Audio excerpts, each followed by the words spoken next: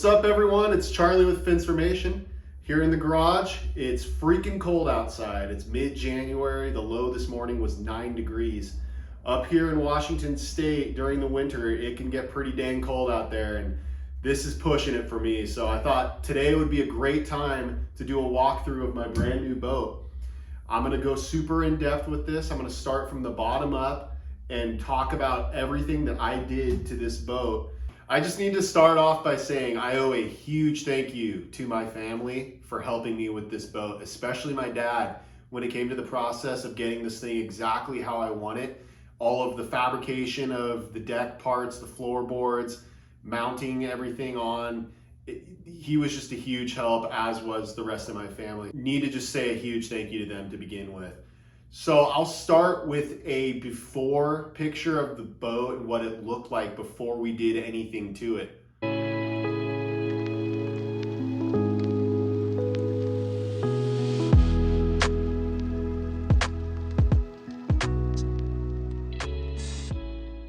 At the end of the video, you guys will see an overview of how it looks now, as you will also see as I walk through it. First things first, I'm gonna start with the trailer.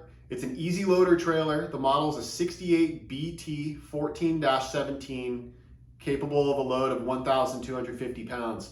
I did a couple modifications to the trailer, so we'll start from the back and work our way forward. You guys will notice that this trailer has a torsion bar suspension, as opposed to the typical leaf spring suspension you'd find on a trailer like this. I've noticed this trailer takes bumps really well. It's less bouncy than other trailers that I've driven with. So I really do like these. They're a good alternative to your typical leaf spring. Got a 14-inch wheel with transporter straight eel tires on it. These things are holding up really well so far. Getting to the first part of this trailer that I installed myself, which is this keel roller. The reason I needed to install it was I noticed that the nose of the boat was coming into contact with this part of the trailer first before it was coming into contact with this forward roller. It was nice because the holes were already drilled in the trailer, so I didn't need to drill any holes. I just needed to assemble this keel roller. The rubber part's actually a guide-on side roller for the back end of a trailer, but it ended up being the perfect length for the pre-drilled holes. So I've noticed that this is really helping a lot when putting the boat back on the trailer so the nose doesn't hit the metal frame. Finally, working our way to the front of the trailer, you can see I had to put a fold-away tongue on this trailer. It was not like this when I bought it. We had to install it ourselves, but it was pretty dang easy to do. Just used a grinder to cut the trailer, had to drill some holes through here, and you just install it. It's a Fulton fold-away. All you do is you fold it out, drop that pin through there, and you're ready to go.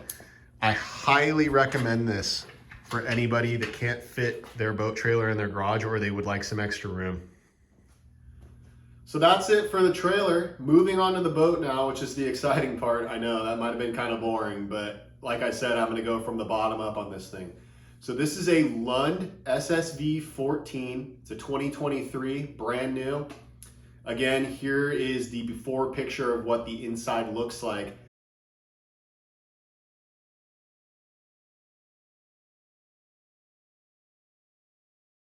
I'm gonna start at the back at the outboard and move my way forward. This is my great grandpa's 1976 Johnson Seahorse outboard. It's a 25 horsepower two-stroke. The boat is rated for 30 horsepower, but this thing rips. It does the job.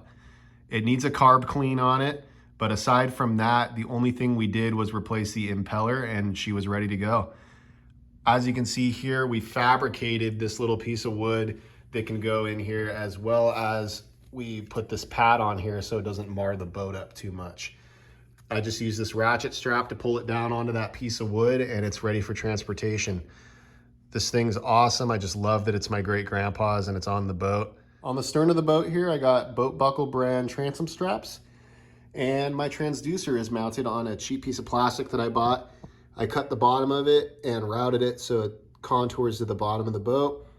I adhered it on with this stuff, which is gnarly. That stuff works really well. So if you guys need to do something like that, that's the stuff to use. I didn't drill any holes in the boat for this transducer. I just face sealed it on there and then mounted the bracket onto the piece of plastic. Up top, the first thing that you see is the tournament board here that I face sealed on using the same sealant as the transducer bracket. Moving forward, you can see the carpet and the floorboards, but first we'll start with the fuel tank there. It's sitting on some anti-skid material. The weight of the gasoline along with that holds the tank in there just fine. We'll move in there so I can show you the fuel filter that I installed and then what is underneath this seat here. Here it is, it's a 6-gallon gas tank. It's easy enough to fill. I just pull it out from under the seat there, open the cap, and I have a separate gas can that I pre-mix my 2-stroke gasoline in, and I just fuel it here in the boat. If you look down inside here, it might be kind of hard to see, there is a fuel filter mounted on the bulkhead there. I also fabricated a piece of wood to sit in the gap under the seat there so the tank can sit up on top of that. The fuel line in the back there runs through a piece of conduit that goes over here around the corner and then comes out underneath there. That was pre-installed in the boat. All I needed to do was route the line up to the motor. These 2 bench seats came stock with the boat. The only thing that we did was install the carpet. My fiance did a great job doing that. Looks great. We have 3 holes on the starboard bulkhead. The top left is the ignition. Top right is for the wiring to go through. And then this third one is the fuse switch panel. The top switch is my electronics for my graph. The second switch is the running lights, which I have yet to install. And the final one is an accessory that I also have yet to install for a phone charger. Under the starboard seat, you can see our first 12-volt deep cycle marine battery. That's the cranking battery for the outboard motor and the electronics. On the forward bulkhead is a fire extinguisher, and in the back there is a piece of wood that's fabricated for the battery to sit on. These 2x4s with the tape are a temporary fix. I'm going to fabricate another piece of wood that will hold the battery in place from sliding around. The plug that's laying there is for the battery charger, which I will show you next.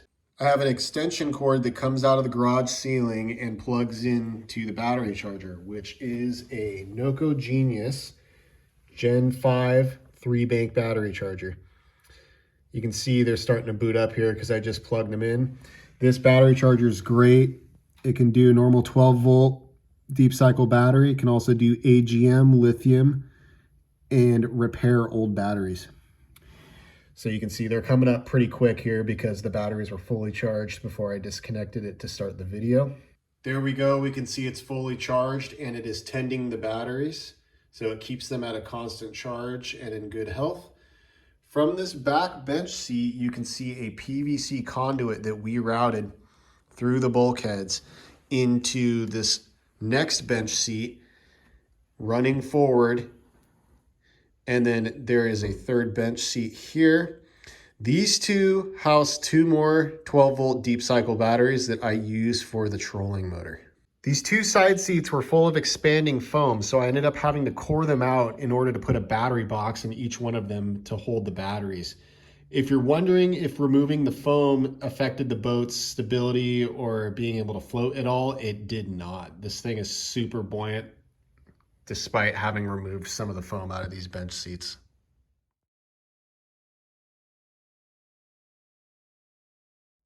Now onto the floorboards. This may have been the most difficult part of this build, was fabricating these floorboards to fit correctly so they are flush with the bottom of the boat and stable. Okay, I went ahead and pulled out this forward floorboard so you guys can see what they look like underneath. I'm not going to pull out this aft one because they're pretty similar in the way they're built. The bottom just has resin on it and a little bit of fiberglass to reinforce the parts that touch the deck of the boat, but the whole entire top of this floorboard is fiberglassed. You can see we had to fabricate this so the angle was exactly right on both sides to fit the whole of the boat. These things fit in very tight and they don't budge. There's no flex in them at all. So they're going to last a very long time being resined the way they are with the fiberglass. I'm really happy with how these turned out. Okay, I'm gonna do a little aerial view here so you guys can see me put this thing back in. I'll probably struggle with it a little bit because they fit very tightly.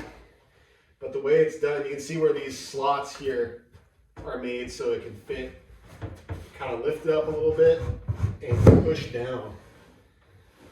I'm gonna have to move this front up and just like that. There it is. Make sure it gets seated. It's in. As for these rod holders, I bought them online and installed them myself. The support brackets already existed with the boat. I just drilled holes and bolted them on. Up along the rail there, you can see the transducer cable. I decided to route that separately from the power cable that runs through these conduits because you can get interference between power cables to your transducer and it'll mess up the picture on your graph. The rod holders are 2 on each side. You can see the ones over there. And now we get to the business end of this boat, the casting deck. This was a lot of work here as well, but man, I love how it turned out. You can see there, I got a hatch in the center that we'll look inside next. Up on the right-hand side, I mounted my trolling motor pedal. Up in the middle is my Humminbird Solix 12 unit. Then up on the top here is a second little deck that I have a circular hatch for storage and then a Minn Kota Fortrex trolling motor. We'll take a look in this hatch here. I just have some simple hinges and a little handle. Pull this open. You can see this is also resined. And right-hand side, I have my tackle storage. Left-hand side, I have some life jackets and then the safety equipment. So I'm gonna go ahead and pull that stuff out and then we'll look at the wiring. Okay, I'm not gonna go super in depth with the wiring. If you're interested in how this boat is wired, I can make another video specifically on that. But on this center brace section, you can see there's a terminal block. Up forward, there is a bulkhead. On the aft here, you can see where that center brace is mounted. That hole right there in the wood, that is the original bench seat that this casting deck was built on top of. You can see some wiring. That brown wiring is ready for lighting when I choose to install that. On the port side here, we have the circuit breaker for the trolling motor. There's another look forward at the bulkhead and the wiring running off to the port side for the battery. We have again the Humminbird Solix 12 unit.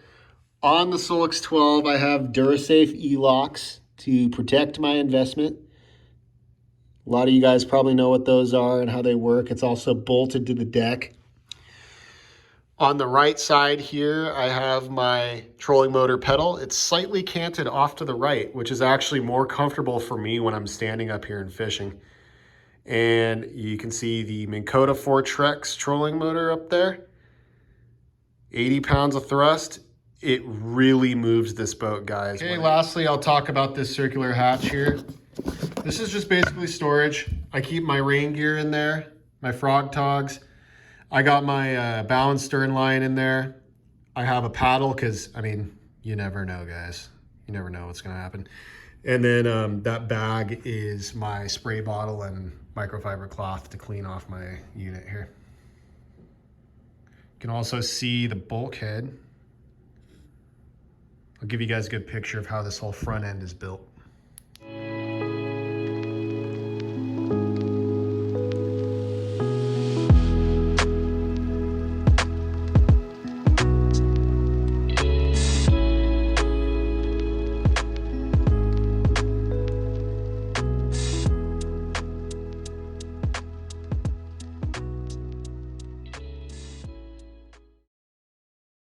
All right, well, there you go, guys. There's the overview of the new Lund SSV 14 and how I built it out. It turned out great. I'm super happy with it. Again, I owe a huge thank you to my family, especially my dad, for all of their help getting this thing built exactly the way I want it. If you guys liked this video, please like it, subscribe, comment. Also, if you're interested, I do have my Hobie Pro Angler 12 kayak that I could do something similar with. I could do a overview video of how I have that thing rigged out. Let me know if that's something you guys want to see in the future. Again, please like, subscribe, comment.